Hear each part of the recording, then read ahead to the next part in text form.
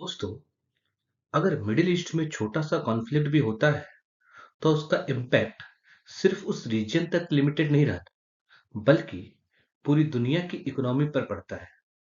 आपने न्यूज में जरूर सुना होगा straight of Hormuz, Persian gulf और ईरान का नाम। लेकिन सवाल ये है, यह रीजन इतना इंपॉर्टेंट क्यों है? अगर यहाँ टेंशन बढ़ जाए तो ऑयल प्राइसेस क्यों बढ़ जाते हैं, और इसका इम्पैक्ट इंडिया जैसे देशों पर कैसे पड़ता है? और सबसे बड़ा सवाल ये उठता है कि लड़ाई इजराइल, ईरान और यूएसए के बीच में है, लेकिन ईरान मिडिल ईस्ट कंट्रियों को जैसे कि Qatar, Bahrain, UAE, Saudi Arabia, Dubai, इनको अटैक कर रहा है। तो आज के इस वीडियो में हम सिंपल लैंग्वेज में समझेंगे मिडिल ईस्ट की स्ट्रेटेजी इंपॉर्टेंस, और क्यों दुनिया की नजर हमेशा इस रीजन पर बनी रहती है, और क्यों ईरान मिडिल ईस्ट पर अटैक कर रहा है। तो वीडियो को एंड तक जरूर देखिए, क्योंकि लास्ट में बताने वाला हूं कि अगर यहाँ कॉन्फ्लिक्ट बढ़ता है तो आम आदमी पर क्या इम्पैक्ट पड़ेगा। तो चलिए बिना देरी के शुरू करते हैं।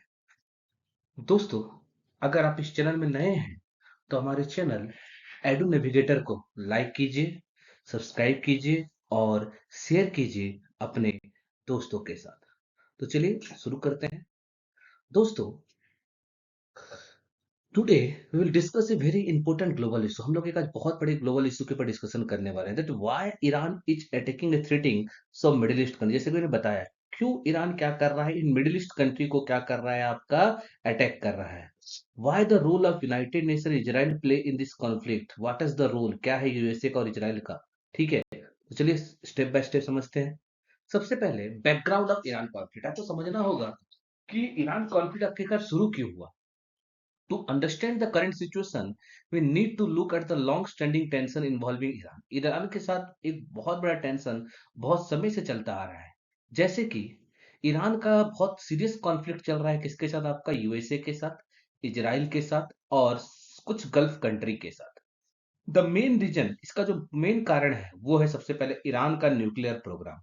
यूएसए और इजराइल ये नहीं चाहते हैं कि ईरान क्या बनाए, ईरान आपका न्यूक्लियर बम बनाए। ठीक है, तो ये तो सबसे बड़ा कारण है कि ये लोग नहीं चाहते कि ईरान क्या करे, न्यूक्लियर बम बनाए। दूसरा, power struggle in the middle east. Middle east में पावर स्ट्रगल चल रहा है, कौन सुप्रीम बनेगा।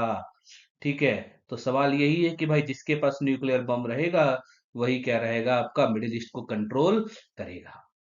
Religious and Jio political rivalry, religious rivalry हो गया, जियो पॉलिटिकल राइवलरी हो गया। तो ये सारे कारण हैं कॉन्फ्लिक्ट के, किसके, आपके यूएसए, इजराइल और गल्फ कंट्री के। Iran is a Siya majority country. आपको पता होगा मुस्लिम में दो प्रकार के होते हैं, एक सिया और एक आपका सुन्नी होते हैं। तो जो ईरान है एक सिया मेजोरिटी कंट्री है, while many gulf country like Saudi Arabia is Sunni majority. Saudi Arabia हो गया, बहरीन हो गया, कुवैत हो गया, ये लोग क्या है, आपका ये सुन्नी मेजोरिटी कंट्री है। बट ईरान जो है वो क्या है, मुसलमानों में सिया मेजोरिटी कम्युनिटी में आता है। The sectarian divide have increase political tension from many decades, और जिसके कारण क्या हो, ये सिया मेजोरिटी और सुन्नी मेजोरिटी के बीच में जो कॉन्फ्लिक्ट है वह बहुत समय से क्या हो रहा है, आपका चला आ रहा है। दूसरा, Iran versus Israel and USA. The biggest reason behind the tension is the Israel belief Iran is developing nuclear weapons, which is considered as the direct threat to its national security. Israel का मानना ये है, Israel 1990 से कहता है, 1990 से कहा आ रहा है कि ईरान क्या कर रहा है, आपका न्यूक्लियर बम बना रहा है।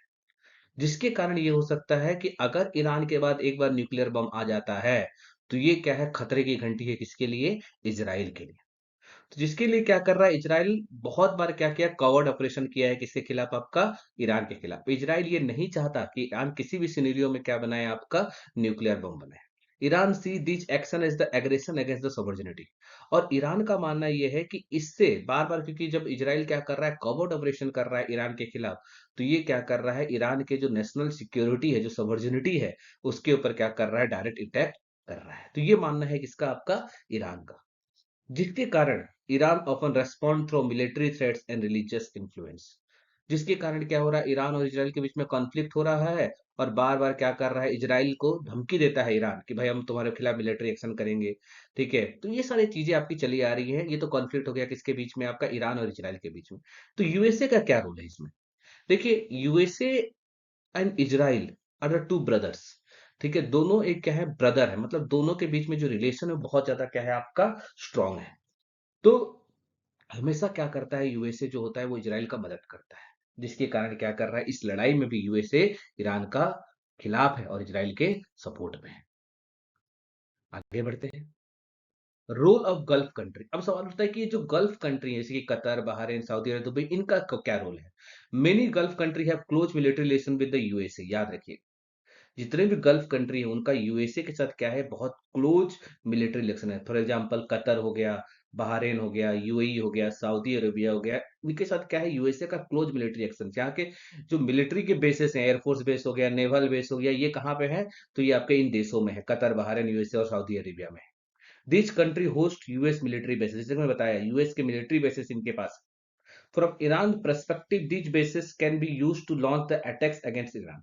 और ईरान का मानना यह है कि ये जो बेसिस हैं इसके खिलाफ क्या कर सकता है, ईरान के खिलाफ यूज हो सकते हैं। यानी यूएसए ये जो इन देशों के बीच में जो बेसिस बनाया हुआ है, इस बेसिस का यूज करके वो ईरान के ऊपर अटैक कर सकता है। Therefore Iran sometimes threaten this country और target military infrastructure connected to the USA.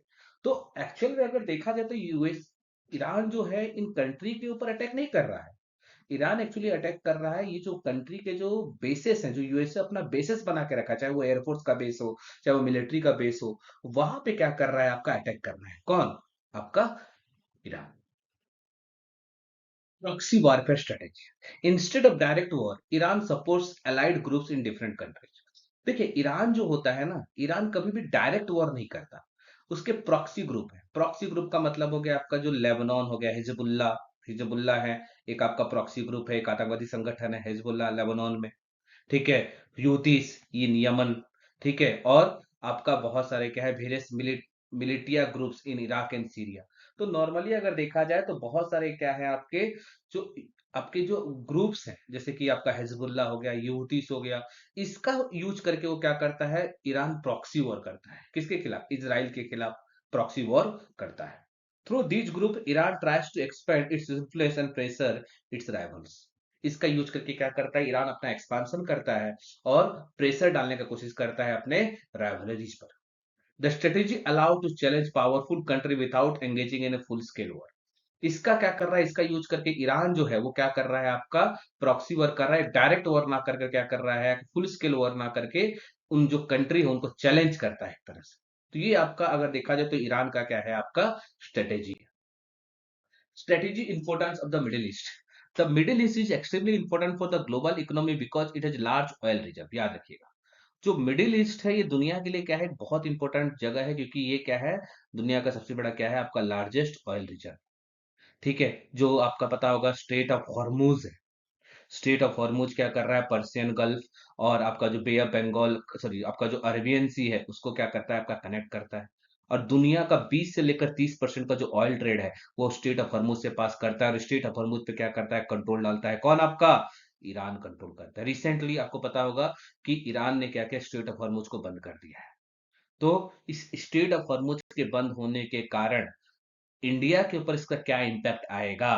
ठीक है, इंडिया के ऊपर इसका क्या इम्पैक्ट आएगा, इसका अगर आपको समझना है तो इसके लिए मैंने एक डेडिकेटेड वीडियो बनाया हुआ है, आप हमारे यूट्यूब चैनल में जाकर उसको देख सकते हैं।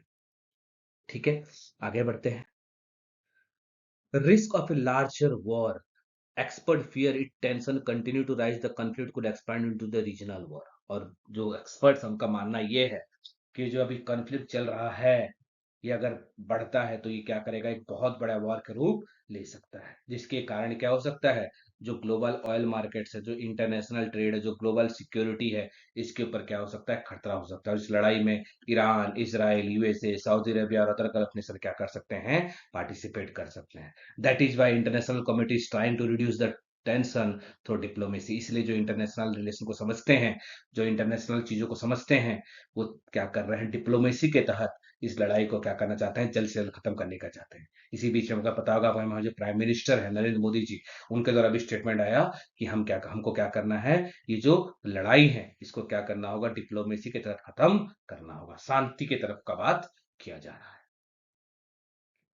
कंक्लूजन लास्ट में अगर देखा जाए तो समरी ऑफ की रीजन क्या है, कारण आपको याद रखना होगा, library with Israel in USA, presence of US military bases in the Gulf country, regional power competition and strategic control on the over oil routes।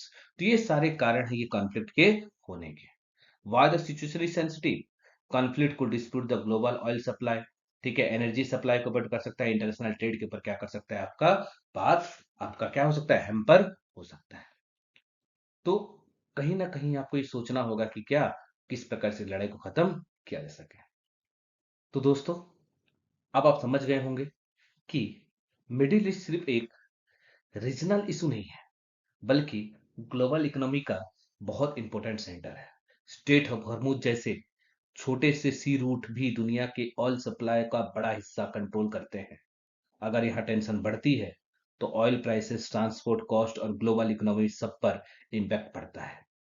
इसी वजह से दुनिया के बड़े कंट्री हमेशा इस रीजन पर नजर रखते हैं। सो अगर आपको ये वीडियो इंफॉर्मेटिव लगा तो लाइक कीजिए, शेयर और चैनल को सब्सक्राइब जरूर करें। मैं हूं रुपेश कुमार सिंह और आप देख रहे हैं एडू नेविगेटर, जहां हम डिफिकल्ट टॉपिक्स को सिंपल लैंग्वेज में समझते हैं। Thank you so much.